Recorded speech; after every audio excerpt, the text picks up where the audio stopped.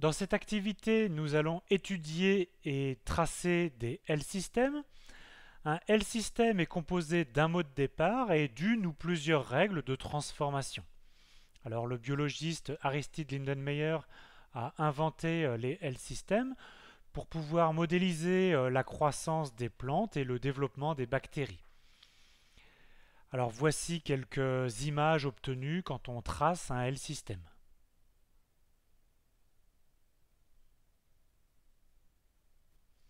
Un L-système produit des mots et à des mots on associe un tracé.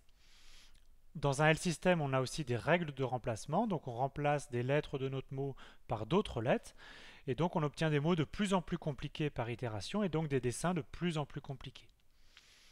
Alors ici, on est en train de tracer le flocon de corps, qui est un L-système assez simple. C'est donc une fractale. Et donc ce qui est intéressant dans les L-systèmes, c'est bien sûr de voir le résultat final, mais c'est aussi de voir la dynamique du tracé.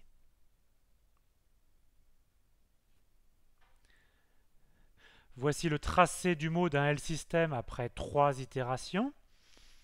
Voici le même L-système et le tracé du mot après 5 itérations. Et voici le tracé du mot après 9 itérations. Donc ici, c'est un L-système qui a un mot de départ et qui a 2 règles de remplacement. Et ce L-système s'appelle la courbe du dragon. Voyons la définition d'un L-système.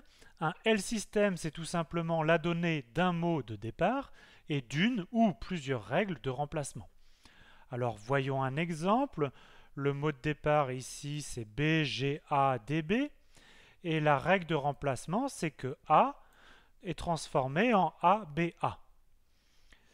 Donc on va itérer les remplacements. Donc le mot de départ, c'est BGADB.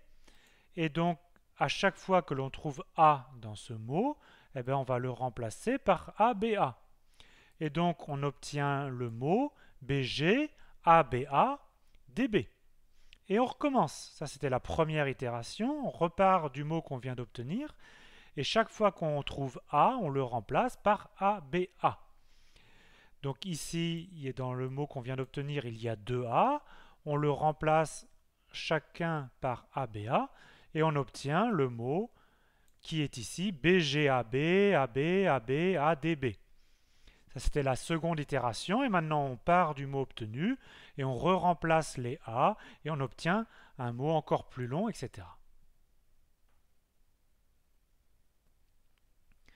Voyons un autre exemple avec 2 règles de remplacement. On part d'un L-système où le mot initial n'est formé que d'une seule lettre, la lettre A, et on a 2 règles. La première lettre, c'est que A doit être transformée en BGA, et la deuxième règle, c'est que la lettre B doit être transformée en BB. Donc au départ, le mot initial est A, et donc évidemment, là, on applique seulement la première règle, que A doit être transformé en BGA, et donc à partir du mot A, on obtient le mot BGA. Ça, c'était la première itération. Pour la seconde itération, on part du mot qu'on vient d'obtenir, BGA, et on le parcourt de gauche à droite. Donc tout d'abord, on rencontre la lettre B. Donc on applique la seconde règle. Le B va être transformé en BB. Ensuite, G, on n'a pas de règle de remplacement, on le garde tel quel. Et ensuite, A, qui doit être transformé en BGA. Et donc on obtient BB pour le remplacement de B, G qui n'a pas bougé, et BGA pour le remplacement de A.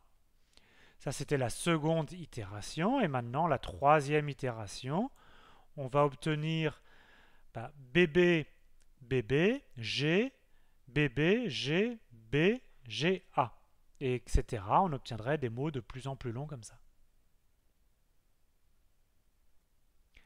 On veut maintenant visualiser nos L-systèmes. Pour l'instant, on a obtenu des mots par itération, par exemple comme celui-là. Et maintenant, on va lire chaque lettre de ce mot en partant de la gauche vers la droite. Et à chaque lettre, on va associer une instruction à la façon de la tortue Python.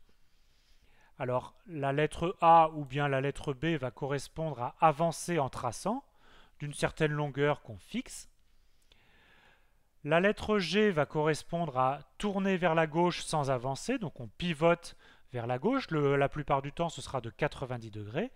Et bien sûr, l'instruction D correspond à tourner vers la droite, généralement de 90 degrés, donc pivoter sans avancer. Si on rencontre d'autres lettres qui ne sont pas dans cette liste, eh ben, on ne fait rien. On passe à la lettre suivante.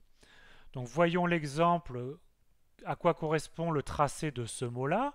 Ben, ça commence par A, donc on avance d'une longueur fixée. Ensuite G, on tourne vers la gauche. Ensuite A, on avance. Ensuite D, on tourne vers la droite. Ensuite, on avance une première fois, on avance une seconde fois. Ensuite, on tourne vers la droite, on avance, on tourne vers la droite, on avance, et on a terminé. Ton premier travail est de réaliser l'affichage d'un mot, donc tu vas programmer une fonction trace LSystem qui prend en paramètre un mot et qui donc va afficher ce mot selon les instructions données précédemment. C'est mieux d'écrire une fonction avec des paramètres optionnels, donc toujours la même fonction trace LSystem. Je te propose de la définir de la façon suivante.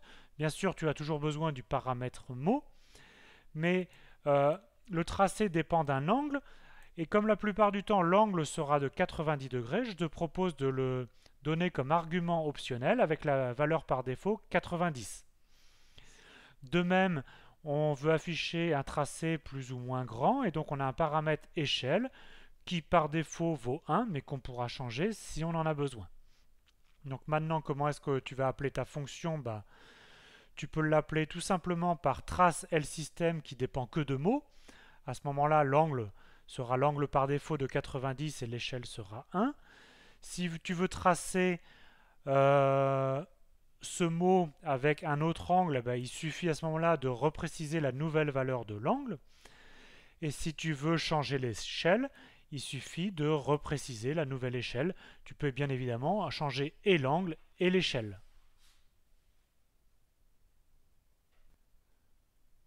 Voyons trois exemples. Ici, la fonction sans avoir changé les paramètres optionnels. Maintenant, le tracé, quand on demande à ce que l'angle soit de 60 degrés au lieu de 90.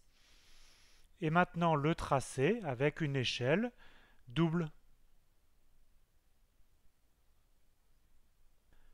Ton second travail, c'est de programmer l'itération de la substitution.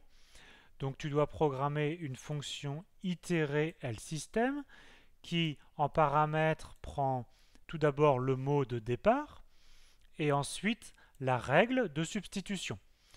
Et ça prend aussi comme paramètre k, c'est-à-dire le nombre de fois où on va appliquer la règle de substitution. Alors voyons un exemple avec le flocon de corps. Le mot de départ ou la phrase de départ est tout simplement constitué d'une seule lettre, la lettre A. Et la règle de substitution, c'est que chaque lettre A doit être remplacée par le mot qui est là, AGA, DA, DA, GA. Donc ici, dans cette instruction, on demande d'itérer une fois le remplacement.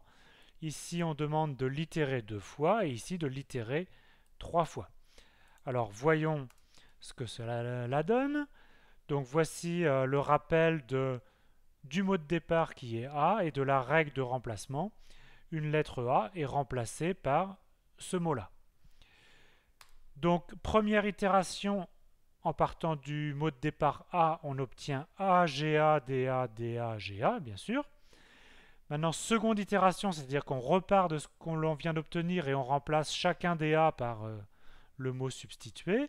On obtient ce mot-là qui est beaucoup plus grand. Et si on recommence une troisième fois, on obtient ce mot-là et on obtient ainsi des mots de plus en plus grands.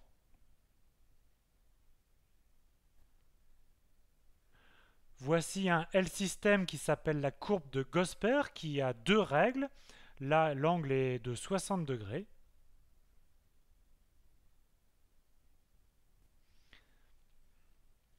Voici le tracé d'une plante obtenue par un LSystem. Alors pour les plantes, souvent l'angle est entre 20 et 30 degrés. Ici, c'est un LSystem avec deux règles. Alors, l'obtention est un petit peu plus compliquée parce qu'il faut augmenter notre grammaire, l'enrichir pour pouvoir garder une position en mémoire pour pouvoir revenir en arrière un peu plus tard.